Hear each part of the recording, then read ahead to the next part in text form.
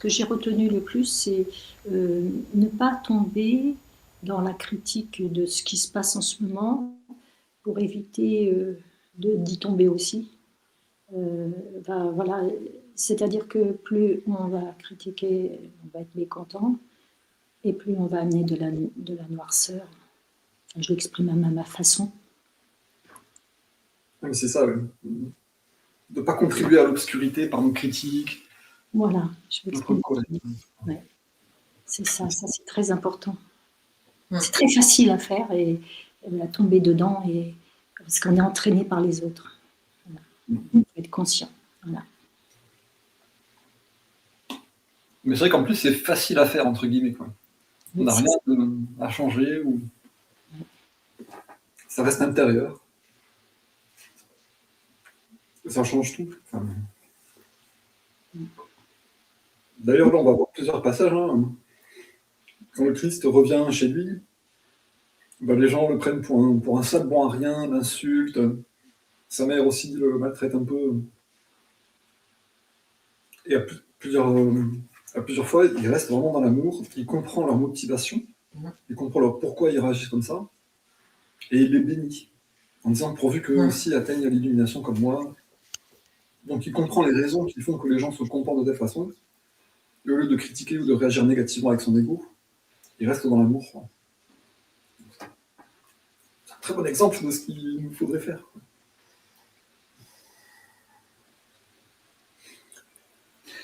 Oui, c'est difficile, parce qu'en fait, il y a deux positions.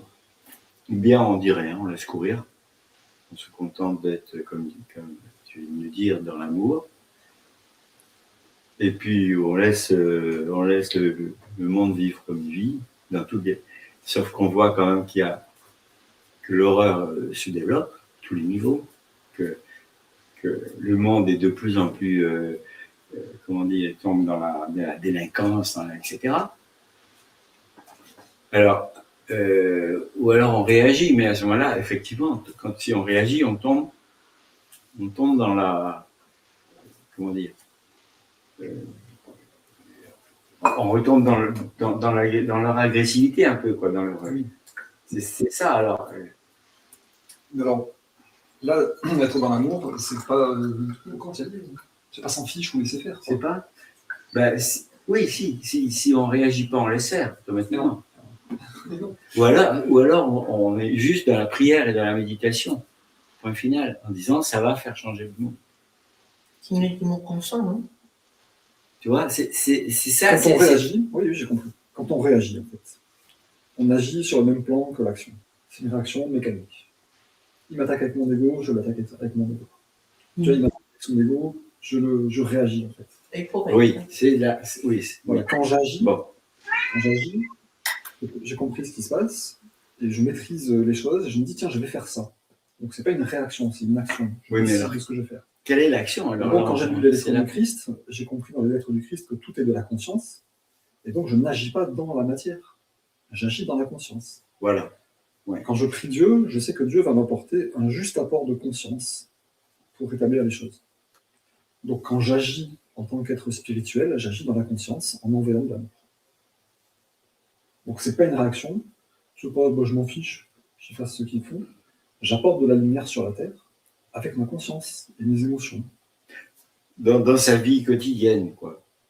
Dans le monde, dans le là, il n'y a pas d'action à grande échelle. Ça n'empêche pas après d'aller méditer, disons quoi. Ah ben si. Hein, mais ça n'empêche pas. Je peux avoir un point de vue aimant sur les gens, sur les chasseurs par exemple, et après aller méditer sur la chasse. Il faut arrêter de chasser. En me disant, les chasseurs, ils sont encore barbares, ils ont compris. Au lieu de haïr. Là, on passe de l'autre côté. Enfin, on tombe dans la réaction. Ah. Au lieu de haïr les chasseurs. Ah, mais sans haïr, on peut être dans la réaction sans haïr. Mais tu vois, un vegan qui n'aime pas les chasseurs, il est en colère parce qu'il tue les animaux. Ouais. Donc il va aller agresser les gens parce qu'il est en colère. Il réagit. Oui, ça, c'est d'accord. Quelqu'un qui se dit, c'est triste, la chasse. Mais que moi, je sois en colère ou pas en colère, il y aura toujours des chasseurs. Enfin, il y a des chasseurs, quoi. Oui. Donc j'accepte les choses avec amour. Pourquoi moi, j'aime pas la chasse et pourquoi eux, ils aiment la chasse? Eux, voilà, ils aiment exercer leur instinct de domination, de violence. Ils ont des croyances de la nature a été créée pour que l'homme la domine. C'est leur croyance. Ils sont limités dans leur perception, ils ont aperçu l'universalité de l'amour. Donc c'est un peu des victimes de leur croyance, parce qu'en plus il va leur arriver tous les méfaits qu'ils provoquent, ça va leur revenir. Oui. En gros, avec tout l'enseignement des lettres du Christ, Oui. je ne peux pas avoir un point de vue pas aimant sur les gens qui font des bêtises. Donc je ne vais pas réagir au niveau des bêtises, je vais juste les guider vers leur source de l'être dans ma conscience. Un jour ils vont comprendre, ils vont voir que ça souffre. Comme il disait, comment il s'appelle ce couillon Louis de Funès, j'ai arrêté la pêche le jour où j'ai réalisé que les poissons ne frétillaient pas de l'eau. Il pêchait, il a arrêté de pêcher. Ben voilà. Donc moi, il ne faut pas que je haïsse les gens, jamais. Ah ben ça, non, ça c'est Ni clair. que je réagisse. Alors c'est là qu'il y a une nuance entre les deux, entre Ça veut pas dire, réagir sans Juste pour haïr. finir, ça ne veut pas dire que je ne vais rien faire. C'est pas que je suis indifférent. Tu vois, tout le truc est là, en fait. Ouais, tout le truc est là. C'est pas parce que je réagis pas avec mon ego, que je domine pas les gens en gueulant, en disant, que je fais rien.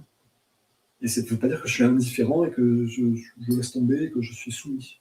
C'est-à-dire, moi, en fait, je vais influencer le monde avec ma conscience, parce que ça, personne ne peut s'y opposer.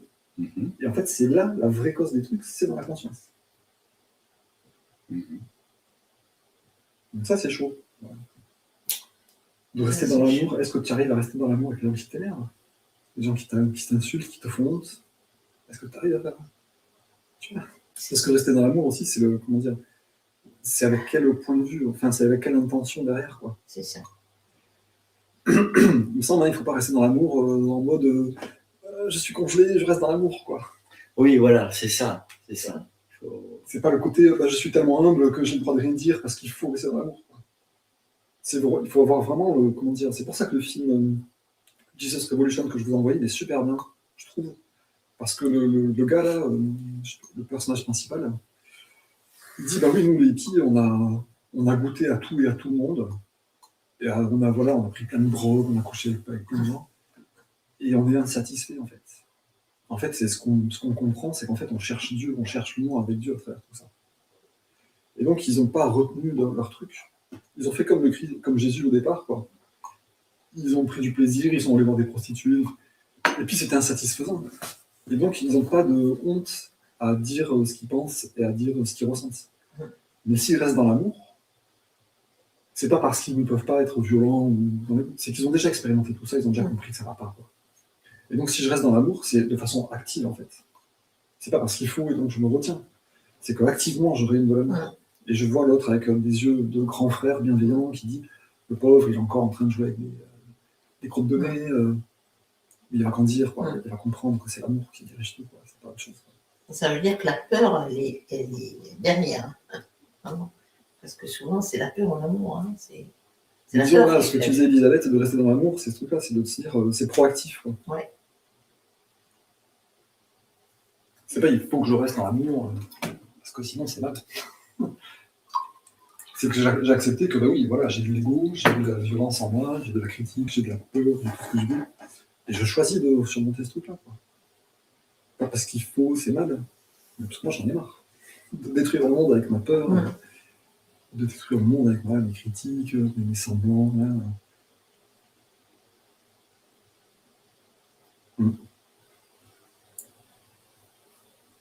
C'est un acte de courage et d'acceptation de soi, quoi.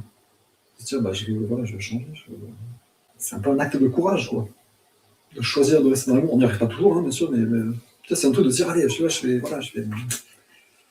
vais vraiment demander à Dieu, prier pour qu'il me remplisse de patience, de bienveillance, d'avoir un autre point de vue. J'ai regardé ce matin les contraires de colère et énervé. Je me dis, je les apprends et je me les répète. Et voilà. C'est quoi les contraires? Alors, les contraires, c'est calme, serein, détendu. Alors, je ne les connais pas encore par cœur. Voilà, calme, serein, détendu, patient. Patient. Puis il y en a encore au moins 4 ou 5. Et maintenant, je me répète. Voilà. Ça va être mon leitmotiv, là. C'est vrai qu'il y a deux parties, quoi. Il y a combattre l'obscurité, enfin, refouler l'obscurité en nous, mais attirer la lumière en nous aussi. Attirer la lumière, c'est Je veux plus la colère, mais je veux la patience. c'est ça. Mon Dieu enlève ma colère et donne-moi de la patience. Exactement. Ouais, c'est vrai. La compassion, enfin tout ça. La compassion. Voilà, voilà. Bon, allons-y. Donc aujourd'hui, on commence la lettre 2, qui est une belle, très belle lettre avec un super prêche à la fin. Très très long, j'adore. Il va continuer à nous raconter sa vie. Et donc là, le retour du désert, le retour à Nazareth dans sa famille. Et donc ça va être des très bons exemples de justement comment rester dans l'amour face à l'hostilité et l'incompréhension des gens. Donc allons-y, lettre 2. Cette lettre devrait être méditée plutôt que lue. Je suis le Christ, alors que j'agis depuis les royaumes suprêmes de la conscience créatrice divine, mon influence entoure votre monde. Pour parler métaphoriquement, je suis aussi distant en conscience de votre monde que votre soleil est distant de la Terre. Pourtant, si vous faites appel à moi sincèrement, je suis aussi proche de vous que nécessaire pour vous aider. Il y aura beaucoup de personnes qui seront incapables d'accepter ces lettres. De telles personnes ne sont pas encore prêtes pour elles. Il y aura ceux qui essaieront d'étouffer leur existence, car les enseignements menaceront leur manière de vivre ou leur religion. Ils n'y arriveront pas, ces lettres seront renforcées par l'opposition. Il y aura ceux qui recevront ces lettres avec joie, car en leurs âmes, ils ont su que derrière les religions du monde, il y a eu la vérité, la réalité de l'existence. Ce sont les gens qui prospéreront et qui sauveront finalement le monde de l'auto-anéantissement. Ça, c'est un truc qui revient souvent aussi, l'auto-anéantissement du monde. Je ne sais pas si on en avait peut-être parlé dans la première lettre aussi, mais c'est quelque chose qui revient souvent nous dire aussi, vous allez un peu vers l'auto-anéantissement si vous ne changez pas. Je vais maintenant reprendre mon autobiographie là où je l'ai laissée dans ma dernière lettre. Mon but, en vous donnant quelques-uns des détails biographiques de mon entrée dans la vie publique en tant qu'enseignant et guérisseur, est de rendre vivant pour vous mon attitude et mon comportement juvénile, ainsi que les circonstances dans lesquelles j'atténue mon propre état d'humain spiritualisé. Il est important que vous parveniez à visualiser la Palestine telle qu'elle était quand j'étais sur Terre, et à voir clairement les conflits internes que mes enseignements ont suscités chez les gens endoctrinés, dans les croyances juives et les rites traditionnels. Ces conflits sont au cœur de l'incapacité des évangélistes à rapporter précisément tout ce que j'ai essayé de leur enseigner. Dans les évangiles, il y a de fréquentes références à mes paraboles décrivant la réalité du royaume des cieux, au royaume de Dieu, quel que soit le terme utilisé par les évangélistes, mais il n'y a nulle part une tentative de saisir le sens profond de ces paroles, d'en explorer la rhétorique ou d'en faire ressortir la signification spirituelle du royaume de Dieu ou royaume des cieux. Lorsque je parlerai de mes véritables sermons donnés aux gens, vous serez capable, à la lumière de mes expériences dans le désert et de votre propre connaissance des faits scientifiques, de comprendre finalement un petit peu de ce que j'ai tenté d'enseigner à cette époque. Comme j'ai largement échoué, il est impératif qu'une autre tentative soit faite au début de cette époque, de ce millénaire. Car c'est sur ma connaissance et ma compréhension spirituelle suprême et privilégiée que cette prochaine époque sera fondée et développée. Il était, et il est essentiel pour un enseignant comme moi et d'autres l'ont été, suprasensible et totalement voué mentalement et émotionnellement à une recherche de la vérité de l'existence, de venir sur Terre afin d'inventer des mots, pour décrire aux gens de la Terre, emprisonnés dans des mots, ce qui réside dans la dimension créatrice universelle, dans un état non formé. S'il n'y avait pas eu de tels enseignants inspirés, les gens de la Terre seraient restés dans l'ignorance de tout ce qui se trouve au-delà de la Terre, prêts pour le contact, personnellement expérimentés et absorbés pour promouvoir l'évolution spirituelle future. Et pas seulement cela. La Bible est réputée être le livre le plus lu au monde dans sa forme actuelle. Elle a atteint ses objectifs. Le Nouveau Testament, tel qu'il est, avec tout son bagage de mauvaises interprétations, décourage l'évolution spirituelle. Il est temps maintenant d'avancer dans un nouveau royaume de perception et de compréhension mystique. Je ne sais pas trop ce qu'il veut dire par là, inventer des mots. Parce que les gens sont emprisonnés dans des mots. Et donc, il est impératif d'inventer des mots pour essayer d'expliquer vraiment ce qu'est la dimension créatrice universelle. Oui, des nouveaux mots, en fait, qui remplaceraient ces mots qui sont déjà imprégnés de les mots actuels n'arrivent pas à faire percevoir ce qu'il y a au-delà de la Terre. C'est ça. Dieu, on a dit, c'est un barbu qui regarde tout le monde, qui punit les gentils. Donc Dieu, le mot Dieu est associé à des trucs qui sont pas vrais. Mais par contre, pour décrire la dimension créatrice universelle qui est au-delà de la Terre, qui se tient prête pour le contact, un contact qui sera personnellement expérimenté et absorbé pour l'évolution spirituelle future, c'est-à-dire au-delà de la matière, il y a la dimension universelle, et c'est de cette... On peut contacter personnellement cette dimension universelle, et c'est ce contact qui va promouvoir l'évolution spirituelle future du genre humain. C'est pas la technologie, c'est pas la domestication du feu, c'est le contact avec la dimension universelle qui va nous faire progresser spirituellement. Pour décrire ce truc-là, il faut des mots. Parce que nous, les mots restent dans Dieu punit, on voit des maladies, des récompenses. Et nous, on est apparemment emprisonnés dans les mots. Oui, parce que les mots sont associés à des croyances. Donc, Oui. d'ailleurs, ils l'utilisent, le gouvernement et tout ça, ils suppriment des mots, etc. Et c'est le Nova Mood, je crois. Et donc, ils connaissent tout ça, en fait, mais dans le mauvais sens. C'est pour ça qu'il dit que le Nouveau Testament, tel qu'il est, il a rendu ses services, la Bible a été lue, c'est très bien, tout le monde l'a lu.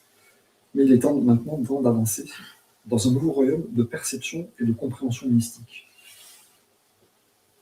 Ce qu'on nous a raconté dans l'Ancien Testament, c'est bien. Mais comme il dit, c'est un jardin d'enfants. Maintenant, il faut aller au-delà des perceptions et des compréhensions de la Bible.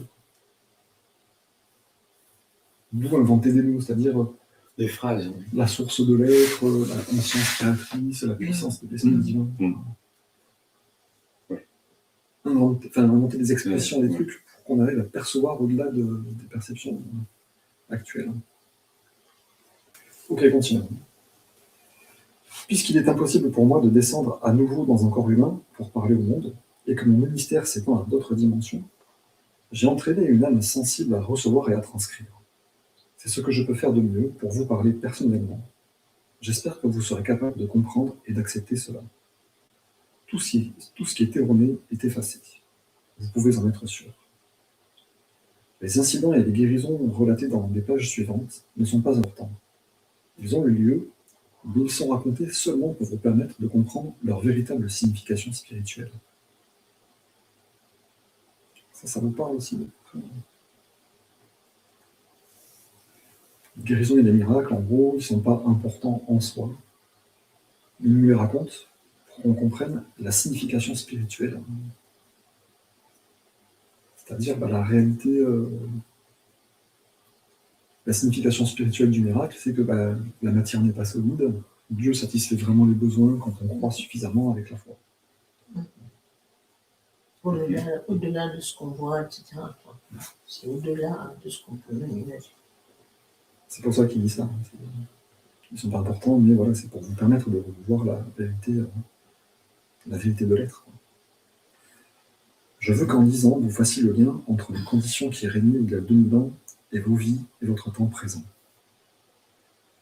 Je veux que vous considériez la personne de Jésus comme une icône de ce qui peut finalement être accompli par chaque être humain, qui est prêt et disposé à devenir un membre fondateur du royaume des cieux sur terre.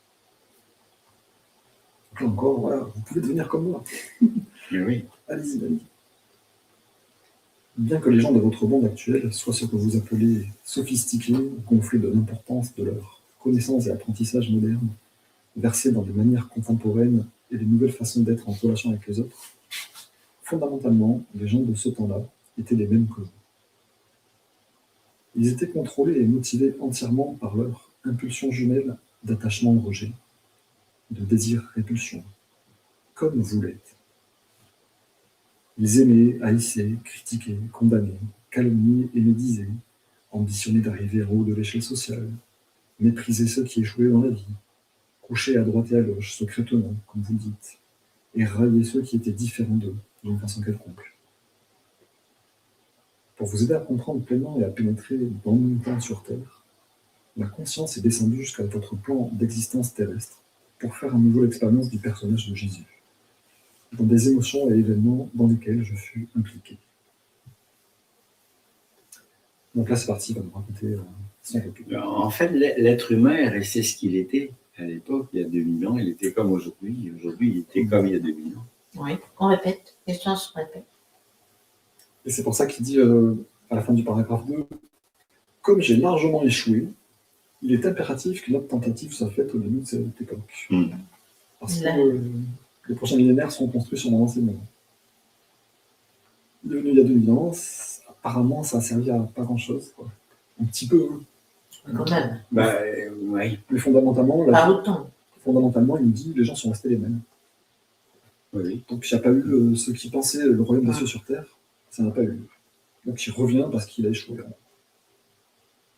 Ça n'a pas eu zéro effet, il y a eu de l'effet, mais ça n'a pas eu l'effet escompté. Quand je quittais le désert et que je me mis à marcher sur la route, conduisant à mon village de Nazareth, j'étais encore exalté, plein de joie exubérante de la connaissance qui m'avait été révélée si glorieusement dans le désert. Je concentrais mes pensées entièrement sur tout ce que j'avais appris. Et si mes pensées s'égaraient vers mes formes de pensée négatives d'autrefois, je me tournais rapidement vers le Père pour recevoir l'inspiration et la détermination de les surmonter. Donc là aussi, exemple de ce qu'on devrait faire. Je concentrais mes pensées. Se tourner vers le Père dès qu'on sent que wow, on est en train de baisser son niveau de conscience. Quoi. Dès qu'on a des pensées négatives, ouais. on se retourne vers Dieu. De cette façon, je retournais constamment vers la lumière de la conscience et de la compréhension. Quelques personnes me regardèrent de travers, voyant ma joie et aussi mon apparence sale et hirsute.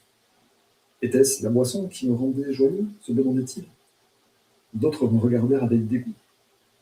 Au lieu de réagir avec colère, comme autrefois, je me souvins que j'avais été béni par des visions et une connaissance qu'ils ne pouvaient même pas commencer à imaginer. Je les bénis et priai pour que leur vision intérieure soit ouverte d'eux-mêmes, et je continuai paisiblement la route vers ma maison. Encore aussi, exemple, qu'aurait fait le Christ? Voilà. Les gens vous méprisent et vous trouvent dégoûtant. Vous restez calme et vous continuez votre route en paix, disant pourvu qu'eux aussi atteignent cet état et qu'ils soient gentils. Donc là, on a des exemples. Quand on se dit qu'est-ce qu'on peut faire dans la vie de tous les jours, là, on a des exemples de thérapie comportementale ou de petits trucs concrets à faire. Quoi. Individuellement. Là, et c'est rien, c'est un état intérieur. C'est facile. Quoi. Il y eut des villageois, cependant, qui regardèrent mon état pitoyable avec compassion et se hâtèrent dans leur maison pour me ramener du pain et même du vin, pour m'aider à continuer ma route. Il y avait toujours quelqu'un qui m'offrait un abri pour la vie. La vie, Père, pourvoyait effectivement à tous mes besoins et me fournissait la protection nécessaire. Pendant tout ce temps, je ne dis pas un mot de mes semaines dans le désert. Je sentais que le moment n'était pas encore venu. Finalement, j'atteignais ma ville natale, Nazareth, et les villageois se moquèrent ouvertement de moi, montrant du doigt ma saleté et mes habits en loques. Sale bon à rien, furent les mots les plus gentils qu'on me lança. J'arrivai chez ma mère avec une sensation d'effroi, car je savais qu'elle serait encore plus choquée que ses voisins quand elle me verrait devant elle. Maigre, la peau sur les os, les yeux battus et les joues creuses, le visage brûlé par le soleil et les lèvres crevassées, la barbe longue et hirsute. Et mes habits, elle serait outrée quand elle verrait mes habits, leur couleur originelle complètement obscurcie par la poussière du désert, et le tissu déchiré et en lambeaux. Je montai les marches et pris mon courage à deux mains pour affronter le feu de la furie de ma mère. On s'imagine bien, hein, les mères méditerranéennes, là. Ah, mon fils, aïe, aïe, aïe, aïe. Lorsque je frappai, ma sœur vint ouvrir la porte. Elle me regarda bouche bée, les yeux exorbités et effrayés, puis me claqua la porte au nez.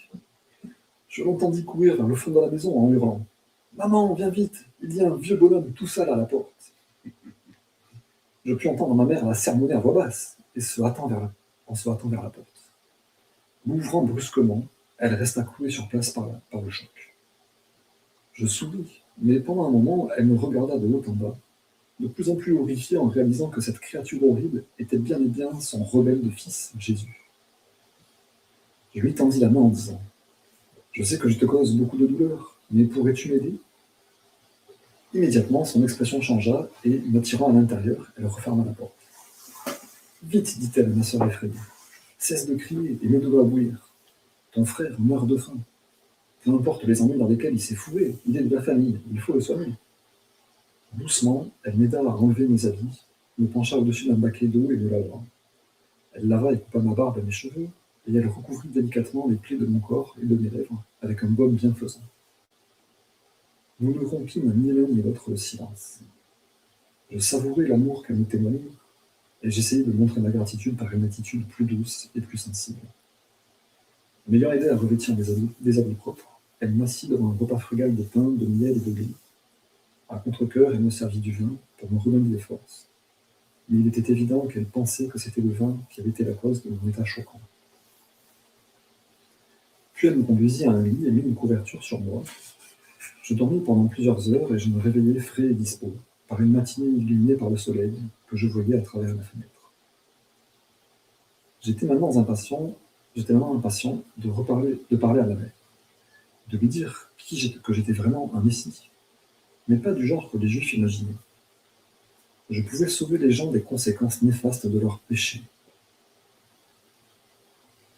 Alors, pourquoi il dit ça en fait? Je pouvais sauver les gens des conséquences néfastes de leurs péchés. Parce en fait, il effaçait, comme tu disais, il effaçait les mauvaises consciences, enfin, ce qui avait provoqué, quoi. Dans leur conscience, enfin, il effaçait, mais ça pouvait revenir en fonction de ce que faisaient les gens. Voilà, parce que la semaine dernière, elle a dit ce truc-là. J'effaçais de leur corps ce qu'il y avait de mauvais dans leur conscience. Ouais. Il y avait un point de ce qu'il y avait de négatif dans leur conscience, c'est dans leur corps. Et lui, il peut effacer les conséquences. Oui, ça veut dire aussi qu'il enlève l'ignorance, enfin, il lève le voile de l'ignorance.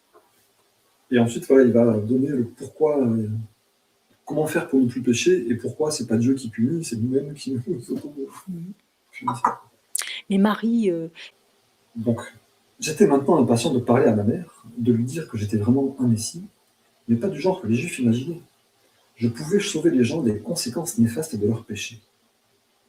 Je pouvais les aider à trouver la santé, l'abondance et la satisfaction de leurs besoins, parce que je pouvais maintenant leur renseigner exactement comment le monde avait été créé. Pendant que j'essayais de lui raconter, elle commença à être excitée et ravie. Elle sauta sur ses pieds et voulut courir dehors pour raconter aux voisins comment son fils était vraiment un messie.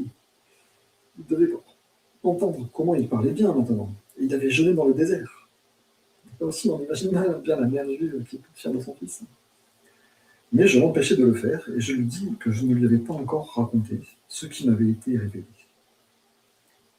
L'une des choses les plus importantes que j'avais apprises était que les Juifs orthodoxes avaient complètement tort avec leur croyance en un Dieu vengeur. Il n'existait rien de tel. Cela l'effraya et la fâcha, et elle s'exclama. Comment alors Jéhovah va-t-il gouverner le monde et nous rendre bons et nous faire écouter ses prophètes, s'il ne nous punit pas? Es-tu maintenant si arrogant que tu vas dire aux grands prêtres ce qu'ils doivent faire et qui leur a été transmis depuis les temps de Moïse? Vas-tu amener encore plus de honte sur cette maison? Elle se mit à pleurer, disant avec colère, « Tu n'as pas changé du tout, tu n'as changé qu'en parole, tu ne m'as apporté que du chagrin. Comment ai-je pu croire un instant que tu serais un messie? Tu ne feras qu'amener les gens à de plus grands tourments encore que jamais auparavant, avec tes idées bizarres. » Mes frères entendirent ces lamentations et accoururent, voulant me jeter hors de la maison. Parce que je ne voulais pas d'ennui, je proposais de partir, paisiblement. Si c'était là la réaction de ma mère, je pouvais être sûr que tous les autres réagiraient de la même manière à ce que je voulais leur dire. Je réalisais que j'avais besoin d'un temps calme de repos et de silence absolu, où je pourrais rassembler toutes mes pensées et mes expériences. Je devais prier pour une guidance inspirée, concernant la meilleure façon d'approcher les Juifs, avec mon message de bonnes nouvelles. J'étais sûr que la vie père répondrait à mes besoins, et que je trouverais le logement adéquat quelque part. Ma mère, bien que furieuse de mes attitudes apparemment arrogantes, était cependant déchirée par ses sentiments d'amour et de compassion pour mon état émacié. Elle rejetait tout ce que je défendais. La rébellion, mon mépris pour la religion juive, mes attitudes contestataires envers l'autorité, mon opiniâtreté et mon arrogance. Mais elle m'aimait toujours et elle avait terriblement peur que je finisse par me retrouver dans des difficultés plus grandes que ceux que j'avais encore jamais cru possible. Elle amonesta mes frères, leur enjoignant de se taire et se tournant vers moi. « Tu peux rester ici jusqu'à ce que tu ailles mieux, dit-elle. Peut-être, pendant que tu es là, je pourrais te faire un peu entendre raison. Je peux te le dire dès maintenant, si tu sors dans la rue et que tu commences à parler aux gens comme tu m'as parlé, tu finiras dans un état encore pire qu'avant. Des bonnes gens te cracheront au visage et te jetteront des ordures. Tu es une honte pour ta famille. » Alors, malgré sa colère, je ris, et je la remerciai et l'embrassai affectueusement. Gaiement, je restai avec elle, sachant pertinemment que derrière sa colère, elle était profondément inquiète pour moi. Donc là aussi, vous voyez, une grosse différence. Quoi. Il se fait engueuler par sa mère, tout le monde veut le jeter dehors. Il dit « Ok, je vais aller trouver un autre logement. » Ma mère me dit que je peux rester, elle m'engueule, je reste en amour et je ris, et je la remercie. Donc c'est important de se glisser dans cet état d'esprit. De se dire, putain, il est dans un totalement autre état d'esprit que de se défendre ou d'être soumis. De se rebeller en disant bon, on est marre, puisque c'est comme ça, je fous le camp, et des trucs comme ça, quoi. Il explique pourquoi. Il comprend que derrière sa colère, elle est profondément inquiète. Elle veut son bien, elle s'inquiète pour lui. Ouais. Oui, il se met à la place de sa mère, il comprend pourquoi elle réagit comme ça. Il la comprend tellement qu'il se dit bon, elle réagit de colère, mais devant, elle est toute voilà. Donc je l'aide. Parce qu'en fait, elle réagit comme ça parce qu'elle m'aime au fond, etc. Donc je vais là pour remettre. Ouais. Donc c'est beau tous ces passages-là. Ah ouais. Elle me nourrit bien et me confectionna de beaux habits neufs. J'appréciais tout ce qu'elle faisait pour améliorer mon apparence, car je savais que pour évoluer librement parmi riches et pauvres, je devais être habillé correctement de vêtements décents. Parfois, la nourriture manquait à la maison, et puisant dans la puissance de mon père, je la réapprovisionnais sans rien dire. Elle non plus. Je savais qu'elle se demandait tristement si, à toutes mes autres mauvaises habitudes, j'avais maintenant ajouté celle du vol. Il fait déjà ses premiers miracles, là. Ouais. Premier miracle. Ouais, premier miracle. Il crée de la nourriture à la maison. En douce, il a pire avec son donc elle se dit ah, il vole en plus, ce salopion. C'est vraiment un bon à rien. Donc il est complètement incompris. Hein. Ah ouais, complètement. Il reste cool. Ouais. Puis, elle me prit avec une miche de pain fraîchement cuite à la main. Et elle savait que je n'étais pas sorti de la maison pour l'acheter et que le four n'avait pas été utilisé ce jour-là. Elle ne dit rien, mais me jeta un long regard songeur. Je pus voir ses attitudes changer à partir de ce moment. Elle n'était plus très sûre d'elle. Elle commençait à remettre en question ses propres attitudes envers moi et aussi la vérité de mes déclarations. Donc là, je ne sais pas si vous voyez, mais il ne le dit pas explicitement, mais il perçoit ce que sa mère ressent et pense. Ouais. Donc la télépathie, il nous dit c'est vrai, il nous explique, il nous montre que c'est vrai. Elle commençait à remettre aussi ses propres attitudes envers moi en question, et aussi la vérité de mes déclarations. Que lui est-il vraiment arrivé là-bas dans le désert? Comment a-t-il pu faire une miche de pain, sans feu, sans farine et sans levure? Qu'est-ce que cela signifie? Est-ce qu'il est vraiment le Messie? Puis mon frère se coupa la main, il souffrit beaucoup quand sa plaie s'infecta. Il me permit de poser mes mains sur sa blessure en priant calmement. Je pouvais voir qu'il sentait la puissance s'écouler dans sa main et qu'il me regardait bizarrement. La douleur est partie, dit-il brièvement. Il s'éloigna d'un air maussade et je sus que, bien qu'il fût soulagé d'être libéré de la douleur, il n'aimait pas que j'aie pu être capable de l'aider. Je sentis sa jalousie. Donc là aussi, un exemple de télépathie, de ressenti. Et malgré ce qu'il ressemble, elle reste toujours dans l'amour avec ses frères et sœurs. Ma sœur s'ébouillanta la main, et un autre frère se plaignit souvent de formes de tête. Je pus les guérir tous les deux. Mes frères et sœurs se mirent à plaisanter à propos de mes pouvoirs magiques. Ils me demandaient quel mal je pourrais leur faire s'ils me fâchaient. La tension monta à la maison, et je ressentis de la tristesse pour ma mère, qui aspirait tellement à la paix dans le foyer. Mais elle voyait les changements dans mon comportement et elle était réconfortée. J'étais plus tranquille, je maîtrisais apparemment mes possibles emportements.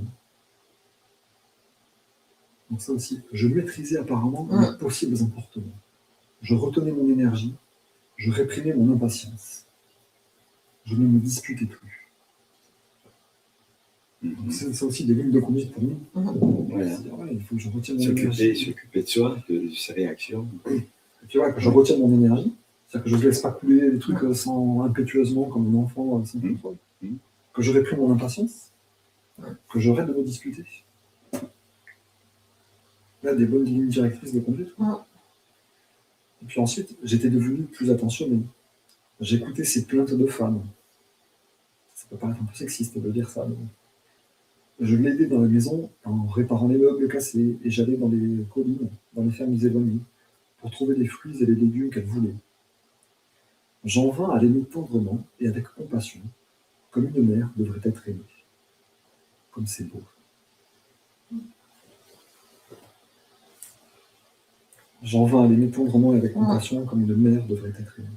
Oui, on a des exemples où c'est pas du tout le cas. Un jour, elle s'aventura à me demander: est-ce que tu dis toujours que Jéhovah est un mythe? Job a dit que si Jéhovah avait retenu son souffle, toute chair s'effondrerait. Voilà le Jéhovah en qui je crois et que j'ai vu. Personne n'a vu Jéhovah, dit-elle fermement. Et lui, il continue tranquille. J'ai vu ce qui a amené toute chose à l'être, répliquai-je calmement. J'appelle cela le Père, parce que cela est amour parfait. Un amour plus parfait que l'amour d'une mère, ajoutai-je en lui souriant. Cela travaille dans, à travers et pour toute sa création. C'est le Père en moi qui t'a apporté les choses dont tu avais besoin dans la maison et qui a guéri mes frères et sœurs si rapidement. Je vis qu'elle commençait à comprendre un petit peu ce que je disais. Qu'en est-il du péché, demanda-t-elle. Il n'y a pas de péché tel que nous le comprenons. Nous sommes nés pour nous comporter comme nous le faisons. Nous devons trouver un moyen de surmonter nos pensées et sentiments humains, car ils nous séparent de la protection du Père. Ils nous apportent notre maladie et notre souffrance. Quand nous aurons appris à surmonter le moi, nous entrerons dans le royaume des cieux. Donc là, on a un bon exemple de la nécessité d'inventer des mots, ou d'inventer des... Parce que voilà, le péché, pour elle, c'est j'ai péché contre Dieu, j'ai fait quelque chose que Dieu ne voulait pas, donc Dieu me punit. Et donc il dit, il n'y a pas de péché tel que nous le comprenons. En fait, on est né pour se comporter comme on le fait, mais il faut qu'on arrive à surmonter notre moi, pour rentrer dans le royaume des cieux. Donc le moi et le royaume des cieux, c'est pas clair. Son ego. Voilà, il va nous expliquer, voilà, le péché, en fait, c'est vraiment, j'ai une pensée qui va contre la pensée de la vie, contre la conscience divine qui fait la vie. Donc c'est pas une offense à Dieu, quoi. C'est que la vie va dans un sens et moi je vais dans l'autre sens. Donc je mange un... Donc c'est un péché contre la vie, en gros, mais c'est pas mal, quoi. Et ensuite, surmonter mon moi, nous sommes nés pour nous comporter comme nous le faisons. Moi, j'ai envie de prendre ce que tu as, j'ai envie de rejeter ce qui m'embête. J'ai envie de tout manger, de tout rejeter, c'est mon ego, en fait. Donc, c'est pas mal. Mais par contre, il faut que j'arrive à surmonter ce truc-là, et ce que personne ne me dit de faire, en gros. Personne ne me dit de... C'est juste arrête de m'embêter, mais personne ne me dit, mais arrête de... Surmonte ton égoïsme, surmonte ta peur, surmonte ta colère. Juste, c'est ne m'embête pas, ne me tape pas, ne prends pas mes trucs. Après, si t'es en colère, c'est tes demandes, je m'en fiche. Personne ne me dit, tu fais mieux de surmonter ta colère. Mettre de la patience et du calme. Donc là, ce petit paragraphe, il explique pourquoi il faut inventer des mots. Il n'y a pas de péché tel que nous le comprenons. Nous sommes nés pour nous comporter comme on fait, comme nous le faisons. Nous devons trouver un moyen de surmonter nos pensées et sentiments humains, même si c'est normal qu'ils soient comme ça, car ils nous séparent de la protection du Père et ils nous apportent notre maladie et notre souffrance. Quand nous aurons appris à surmonter le moi, nous entrerons dans le royaume des cieux, et donc là, on sera toujours en bonne santé, en permanence satisfait, tout ira bien. Ma mère se détourna silencieusement, réfléchissant manifestement à ce que je lui disais, mais elle n'était plus fâchée. Je sus qu'elle pensait à mes déclarations, et elle réalisait qu'elles allaient mettre son monde sécurisant et bien connu, sans dessus-dessous. Sans sa croyance en un Jéhovah menaçant l'humanité d'une rude vengeance si elle désobéissait, elle se sentirait perdue et en insécurité. Elle se demanderait comment le monde allait bien pouvoir tourner s'il était uniquement laissé aux hommes de contrôler leurs propres mauvaises actions et celles des autres. Même les rois et les gouverneurs étaient méchants dans leurs actions. Sans Jéhovah pour gouverner et punir les pécheurs, où cela allait-il finir? Pendant que je regagnais mes forces, j'étudiais avec application les Écritures pour pouvoir rencontrer les pharisiens et les scribes en toute confiance. Il était aussi impératif que je connaisse ce qui avait été écrit au sujet du Messie, car j'étais convaincu d'être celui dont avaient parlé les prophètes. Je pouvais en effet secourir, sauver les gens de la souffrance, de la maladie et de la pauvreté, et même leur rendre la santé et la prospérité en leur montrant la vérité concernant le royaume des cieux et la réalité du Père. On va s'arrêter là pour aujourd'hui, parce qu'après, ça va nous entraîner sur une autre péripétie. D'accord. Comment il s'enfuit de Nazareth pour survivre. Ok. Non, c'est bien, c'est bien. Oui, ce paragraphe 14, là, où sa mère lui demande « Il n'y a pas de péché ». Mhm. Enfin, qu'en est-il du péché? Mhm. Ça résume vraiment tout le message des lettres. Il n'y a pas de péché tel que nous le comprenons. Nous sommes nés pour nous comporter comme nous le faisons. Mhm. Donc c'est pas mal, en fait. Ce n'est pas coupable. Il ne faut pas se sentir... Humain, c'est le côté humain. C'est L'ego, le c'est côté le côté humain. humain. Voilà. Et par contre, nous devons trouver un Salut. moyen de surmonter nos pensées et nos sentiments humains, Mhm. car ils nous séparent de la protection du Père. Ils nous apportent la maladie et la souffrance. Tant qu'on reste au niveau humain, ça ne va pas. Et dès qu'on s'élève vers Dieu, hop, tout peut changer. En fait, il faut spiritualiser notre humanité. C'est ce qu'il dit la dernière fois, c'est ce qu'il a dit. Spiritualiser notre humanité. Voilà. Spiritualiser notre humanité. Parce que c'est le contact avec le Père qui apporte la santé et le bien-être. Oui. C'est pas qu'il faut éradiquer le mal, il faut recréer le bien. Non. Et donc, la dernière phrase, quoi. Mm. Quand nous aurons appris à surmonter notre ego, le moi, nous entrerons dans le royaume des cieux, Ouais. et donc tout le monde pourra faire comme lui, créer du pain quand il faut du pain, créer des machins quand il faut des machins, soigner les gens, enlever les conséquences des péchés du corps des gens, En fait, enseigner. ce qu'il faut, c'est chercher à apporter du bien et non pas à éradiquer le mal. Manifester le royaume de Dieu qui n'est Ouais. que bien. C'est enseigner pour que les gens ne fassent plus de mal et que soi-même on ne fasse plus de mal avec la colère et tout. Donc enseigner quand même pour éradiquer le mal. Oui. Mais c'est développer le bien, quoi, surtout. Oui, C'est ça. oui, enseigner, mais c'est ça. Et, Donc, à un moment donné, on est quand même obligé de parler du mal. Ouais. Ça. On est obligé. voilà, c'est là que ce que je disais tout à l'heure. Mais bon. C'est un peu délicat. Ouais. Il faut parler du mal, mais sans s'en plaindre, sans critiquer. Oui, voilà. Juste, En expliquant pourquoi c'est du mal. voilà. Comme il a fait en parlant de sa sœur qui semblait être jalouse ou son frère. Voilà, il n'a pas jugé, mais il a donné quelque chose, un élément qui puisse lui permettre aussi d'accepter son attitude à l'autre.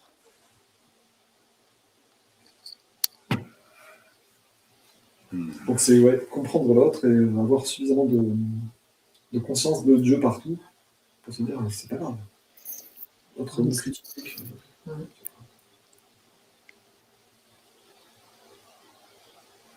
Il faut avoir une sacrée foi parce que je le vois rire quand sa mère lui dit je vais faire en sorte que tu redeviennes comme avant, enfin que et lui il rit, c'est incroyable quoi, il savait. À la fin de la lettre 9, je ne sais pas si vous vous souvenez, il parle du rire. Oui, Des bienfaits là du on rire. parlait, oui. Ouais, C'est quand il y a deux choses qui sont incompatibles l'une avec l'autre, le rire dissout la tension. Oui. Et donc là, c'est ce qui arrive. Sa mère lui dit je vais te faire entendre raison. Lui vient d'être éliminé dans le désert, il a compris la réalité de l'existence, il fait des miracles, il se dit ma mère, elle va me faire entendre raison. Et donc il rit. Et oui. Parce que c'est tellement incompatible. Il sait qu'il a vu la vérité de l'être, et sa mère, elle va lui remettre Jéhovah dans la tête. C'est pas possible. Ouais. D'où rire, d'où essayer de. Voilà. de dissiper l'attention en riant plutôt que de rien dire et de se dire ah, il faut que je reste dans l'amour, donc je me crispe. Mais ça fait du bien à tout le monde. Oui. Voilà.